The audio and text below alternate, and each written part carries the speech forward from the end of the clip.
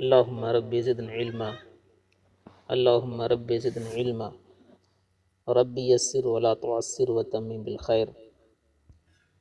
نومید کے اسباق چل رہے ہیں اور آج پڑھنا ہے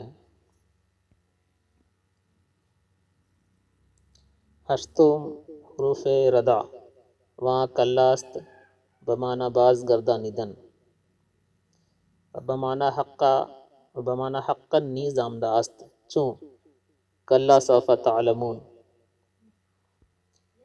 حروف غیر عاملہ کی 8ویں قسم حروف ردا ہے۔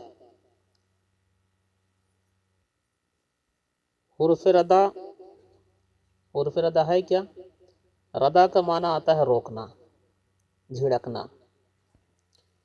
تو ردا کو ردا کیوں کہتے ہیں؟ اس لیے کہ کلام کرنے والے کو اس حروف کے ذریعے کلام کرنے والے کو اس کے کلام سے روکنا مقصود ہوتا ہے، اسی لیے اسے حروف ردا کہا جاتا ہے۔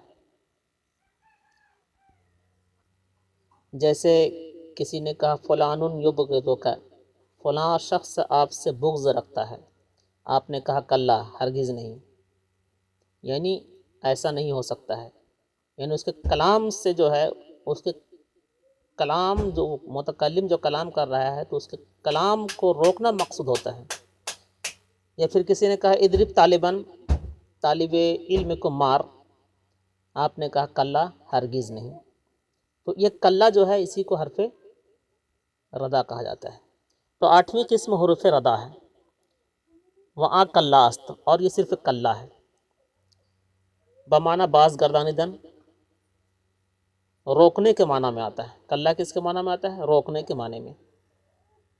اور بمعنی حقا نیز آمدہ است، اور یہ حقاً کے معنی میں بھی ہوتا ہے، اور یہ حقاً کے معنی میں بھی ہوتا ہے۔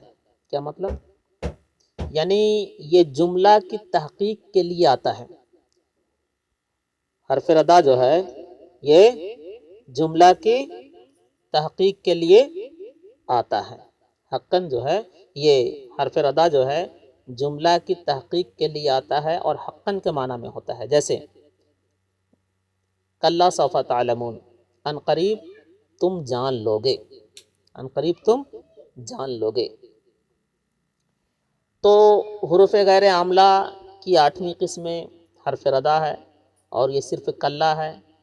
اور حرف ردا کہتے ہیں اس حروف کو جس کے ذریعے کلام کرنے والے کو اس کے کلام سے روکا جائے۔ اور یہ کلا جملہ کی تحقیق کے لیے بھی آتا ہے اور حقاً کے معنی میں ہوتا ہے۔ جیسے کلا سوف تعلمون، تم ان قریب جان لوگے۔